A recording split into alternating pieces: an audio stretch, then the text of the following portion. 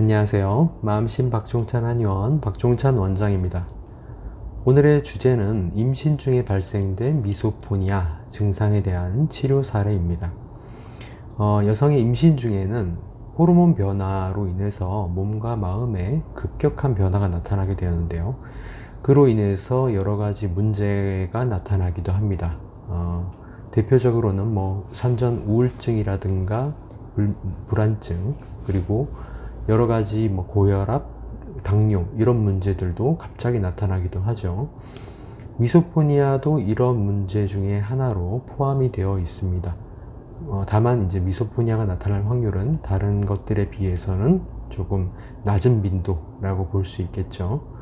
오늘은 이렇게 미소포니아가 임신 중에 실제로 나타난 사례에 대해서 한번 다뤄보도록 하겠습니다. 환자는 30대 중반 정도의 여성이고 5년 전쯤에 첫 아이를 출산한 경험이 있었습니다. 그때 첫 아이 출산 때는 별다른 아무런 문제가 없었다라고 했고 아이도 건강하게 잘 출산을 했습니다. 그런데 저한테 내원하는 시점 바로 한 6개월쯤 전에 미소포니아가 처음으로 발생되었는데요. 그때 갑자기 이전에는 신경 쓰이지 않던 위층의 소음소리가 너무 크게 느껴지면서 그에 따라서 분노의 감정이 너무 심하게 조절하기 힘들 정도로 나타나는 그러한 미소포니아 증상이 나타났습니다. 그런데 이제 그 발생 시점 얼마 후에 알고 보니까 임신이 되었다라는 사실을 알게 된 거죠. 그래서 처음에 미소포니아 증상이 나타났을 때 이제 본인이 이게 어떤 정신적인 문제가 아닌가 해서 정신건강의학과를 가서 이제 처방을 받았습니다. 처방을 받아서 그쪽에서는 이제 불안장애 그리고 공황장애 이런 식으로 진단을 받고 그에 따른 약을 받아와서 좀 안정시키는 약을 받아왔겠죠. 그 약을 복용을 하고 있었는데 한 4, 5일 정도 복용을 했을 때 몸이 좀 이상해서 테스트를 해보니까 임신 사실을 발견을 하게 되었습니다. 그래서 이제 그 이후로는 약을 먹기가 어렵게 되었죠.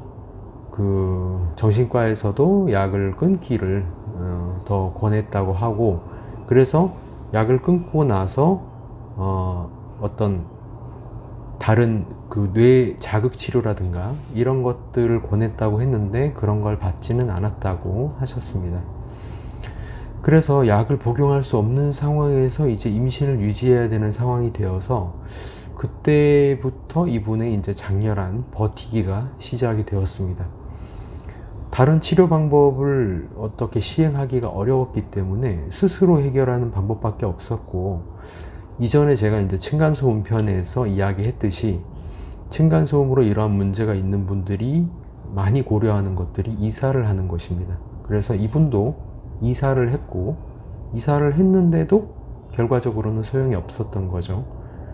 그래서 위층에서 내는 소리 자체가 문제가 아니다, 나한테 무슨 문제가 있구나 라고 인지를 하게 되었고, 여러모로 찾아보고 미소포니아라는 증상을 알게 되어서 이제 저희 병원으로 내원을 하게 되신 거죠. 그런데 이제 진료를 처음 했을 때 이분 같은 경우에는 다른 미소포니아 환자들이 보이는 어떤 성격적인 전형성이 전혀 보이지 않았습니다.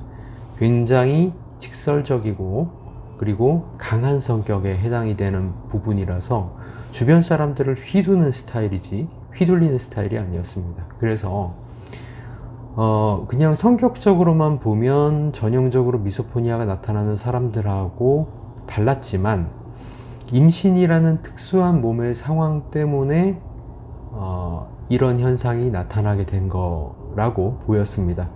임신이 아니었다면 이분은 우울증 같은 거는 평생 모르고 살 수도 있는 그런 스타일의 성격이었습니다. 이제 주로 건강을 굉장히 자신하는 남자분들의 성격이 이런 경우가 많습니다. 우울증? 그거 왜 걸리는 건가요? 저는 우울증 같은 거 모르는데요? 이렇게 이야기하는 남자분들이 많이 있는데, 그러한 성격 비슷한 특성을 가지고 있었습니다. 그래서 결과적으로는 여기에 영향을 줄 수 있는 요인은 임신밖에 없었다라는 부분이 되었고, 이제 이상한 부분은 조금 있었습니다. 첫 아이 때는 아무런 문제가 없었는데 둘째 아이 때 되어서야 이러한 문제가 나타난 게, 어떻게 보면 임신 전의 건강 상태도 이런 부분에 영향을 준다라고 볼 수 있었던 거고, 임신 전 건강 상태가 이전에 5년 전에 비해서 악화되어 있다라고 판단할 수 있는 부분이겠죠. 그래서 아무튼 이러한 이분의 버티기는 저한테 오기까지 한 6개월을 임신을 유지하면서 6개월을 버티기를 한 것인데, 이분 말로는 6개월간 잠을 제대로 잘 잔 날이 20일 정도에 불과했다라고 하니까 얼마나 힘들었는지 알 수 있는 상황이었고요. 그리고 이분의 성격 이야기를 했지만, 분노를 표출하면 정말 걷잡을 수 없이 커졌기 때문에 주변에서 이분이 이러한 상태로 임신을 유지할 수 있는가에 대해서 굉장히 걱정을 많이 하고 있었고, 그래서 이제 본인도 이제 그런 부분에 대해서 아이가 내가 이런 상태인데 정상적으로 태어날 수 있을까요? 라는 부분에 대해서 걱정이 굉장히 많은 상태였습니다. 원래 걱정하는 성격이 아닌데 약해져서 걱정을 하게 된 거죠.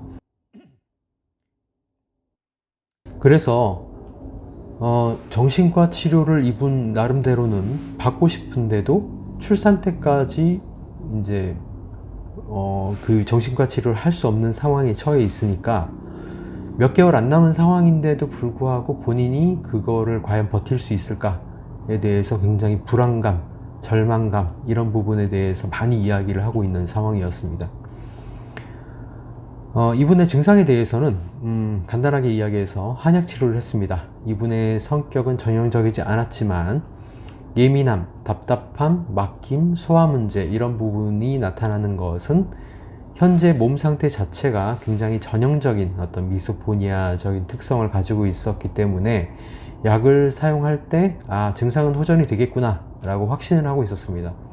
그리고 완치에 대한 보다 장기적인 계획에 대해서는 출산 시까지 건강을 잘 유지할 수 있는 그런 상황만 만들어주면 그 이후에는 문제가 없으리라고 판단을 하고 있었습니다.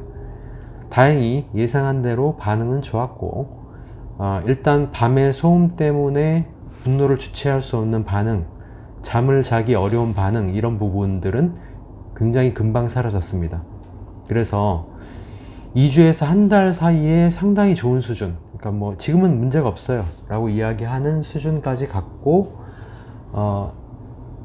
그러나 임신 후반기로 가면 배가 점점 불러오면서 몸 상태가 조금씩 더 안 좋아지는 부분이 생기거든요. 그래서 치료 자체는 3개월 이상 출산 직전까지 유지를 했습니다.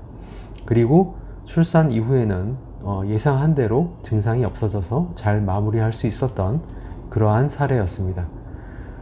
앞서 말씀드린 사례에서는, 그러니까 이전에 말씀드린 사례들에서는 미소포니아 환자들이 성격적인 부분, 내가 표현하는 부분, 문제에 대한 어떤 대처 방식, 이런 부분이 원인이 되는 부분들이 많아서 당신이 이런 성격적인 부분을 고치고 이렇게 표현을 많이 하고 이런 부분들에 대해서 원인적으로 짚고 넘어가고 환자한테도 상담을 하는 경우가 많았는데, 오늘 말씀드린 케이스 같은 경우에는 그런 부분은 전혀 없고 오직 몸의 변화만이 증상에 영향을 준 케이스였다고 볼 수 있습니다.